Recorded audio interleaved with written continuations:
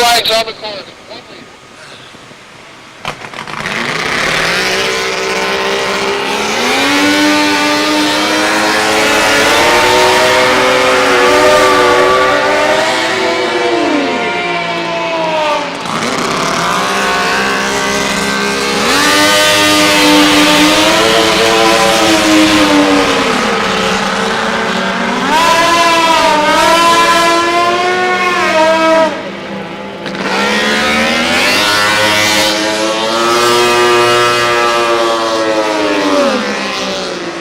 Leaders making their way out for their final heat this afternoon in the Yapachino Memorial Regatta. 3 minutes and 15 seconds until the start. 2, 4, 6 up and running. Our 1 liter class sponsor is Julie Sparrow Grove Photography, and Brad, she has her name on a boat in here, and it's the Y1 of Jim Seckler with Dan Canfush in the cockpit. If you want to put your name on one, that's a good one. That's a good one to put your name on. Dan's had a big weekend, big day yesterday, good day so far today. He'd like to keep it going. But 1 liters, anything can happen in these. The pink boat comes down to the corner here on the outside. That is our boat number 70. That's Grumpy. Corey Peabody, he's going to be behind the wheel. Got Jeff Bernard on the pipes talking him around the race course. 2 minutes and 30 seconds, Jeff. 2:30, start of 1 liters. Thank you, Brad. Jeff Bernard drove the pink and white 70 in the qualifier, and Corey Peabody gets the shot here in the final. Brad, a boat going through turn number 1 right now, that number 19 of Josh Culver. I think he's ran great this weekend. He's had some good starts, but just not the finishes they would like. If he can sneak toward the inside, might hit the podium here in the final. 2 minutes until the start. Yeah, I'll tell you what, Josh Culver, I've watched him run a lot out here in Region 10, and as you and I have been talking, he's a good shoe. If the boat's ready to respond, I'll tell you what, the young man from the Tri-Cities, he'll push everybody, he'll let them know he's there. So will Nicky Bonancini. There's a lot of good drivers out on this race course, and we're about to find out who's going to win our 1 liter final. 1:35, Jeff. So they're going to come off the corner here. I would assume everybody's either going to go all the way around, or we'll cut the course and we'll come back through. Here comes Nicky Bonancini. He's going to cut the course. This is a legal maneuver. You can only enter the infield of the race course from the backstretch as they're doing. You can only re-enter the front straightaway of the race course between the start-finish line and the entrance pin to turn 1. That's exactly what he just did. That's exactly what Corey Peabody did. Legal moves, 6 seconds to the 1 minute mark. A lot of drivers in here, Brad, know how to get lane number 1, but only lane 1 will be available as the 1 minute period has come and gone. We're 55 seconds until the start.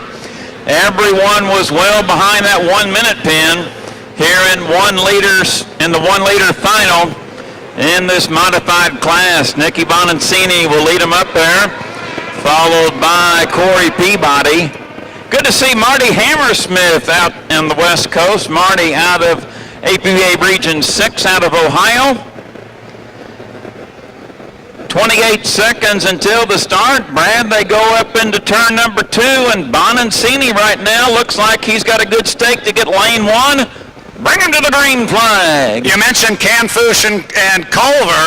They were the last ones to come off the lower corner down here, so they're going to trail the field, but they're going to come up there with a lot of boat speed. Inside 10 seconds, Nicky B, that bright blue boat number 8. I think that may be Culver coming way on the outside. He was behind the field. The yellow boats are back. We're 1 second. We are racing here. 1 liters. Is that Canfush coming down here in 3? We got a yellow boat coming down here in lane number 3. Going to get down here first. Dan Canfush will get here first. Got Bonancini to his left in lane 1, Jeff. That is Canfush in front. In second place, that appears. No, I thought it was Peabody. I think it might be Ryan Mallow up there.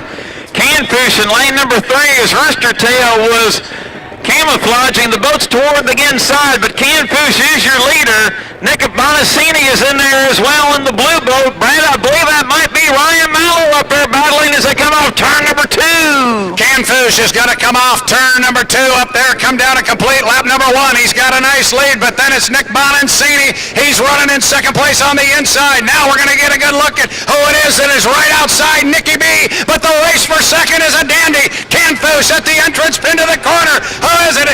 It is Nick Bonancini's going to get down here. It is Ryan Mallow is running number 3. Canfish worked that canard wing, leading into video 1, turn number 1. A lap and a half in, it's Dan Canfish in front. Nick Bonancini in the second position. Ryan Mallow in the third spot, and Brad Luce. It is all Dan Canfish and the Julie's Sparrow Grove Photography Craft. Off the exit pin, Dan Canfish slides it out to about lane number 2. Dan Canfish, what a weekend he has had. The young man, Nicky Bonancini, been trying to run him down all weekend, but he's had an outstanding look at the stern of Dan Canfish's boat. He's seen it almost every time he's gotten on the water, but here comes Nick Bonancini. He was running very tight with Ryan Mallow last time, but he's opened up water on his buddy. Mallow's moved to the inside to try and save ground, but I think Nicky may have too much speed, Jeff. We're halfway through the 1-liter final. We'll go through it through the field 1 through 6. Dan Canfish in front. Nick Bonancini in second. Ryan Mallow in third. Josh Culver in fourth. Back in the fifth spot is Corey Peabody, and trailing it is Marty Hammersmith. Brad, coming toward you. It's all Canfish. Don't know if he's on record pace. He's taking no prisoners. Yeah, he's really got the thing up and running. By the time it took you to go through the field 1 through 6, he took that front straightaway, and he's already off the exit pin down the backstretch. Here comes Nick Bonancini. Boats are spread out, but I'll tell you what, we've still got a little bit of a decision to make back here in 4th place. We've still got a race going on. Josh Culver better keep his eye on the right side rearview mirror, because Corey Peabody's got an idea about running him down. Canfish will come off turn number 2. The white flag is displayed. 4 miles in the books. 1 more mile to go to victory for Dan Canfish. And Brad, you're right, but Culver got a good turn down here in turn number 1 that time. Culver in that spot has a 10-boat length advantage over Corey Peabody in 5th. Canfish at the apex of turn number 1. Video 1, turn number 1, comfortably in front. Nick Bonancini remains in the second position, just entering turn number 1, and Brad Canfish, half a lap to go to victory, bring him down to the checkered flag. He's way out in front, and he's already up to the upper end of the race course, turn number 2. He's past the entrance pin to the corner, now the apex of the turn, and he will slide that boat out. Boat number 1, he'll slide it out to about lane number 7 or 8. Gonna make sure that the officials know it is Dan Canfish. He will come down and take the checkered flag here in our 1-liters. Second place at the apex of the corner, Nick Bonancini. Good weekend for the young man driving that blue boat number 8. Bonancini's had a good weekend, but he's going to wind up second place. Dan Canfish, unstoppable, Jeff. Canfish wins it. Nick Bonancini will get second. Ryan Mallow crossing in third. 4th spot, Josh Culver. And the 19, Corey Peabody, will cross in 5th. In the pink and white number 70, and Marty Hammersmith will get the 6th position in the Y4. Out of Ohio, Brad Luce, you love these 1-liters. That's 1-liter's probably like my second, third favorite class. It's kind of tight in there with them in the 2.5 stock, but boy, we got a good contingent out here this weekend. But Canfish is just so tough driving for Jewel and Jim Seckler.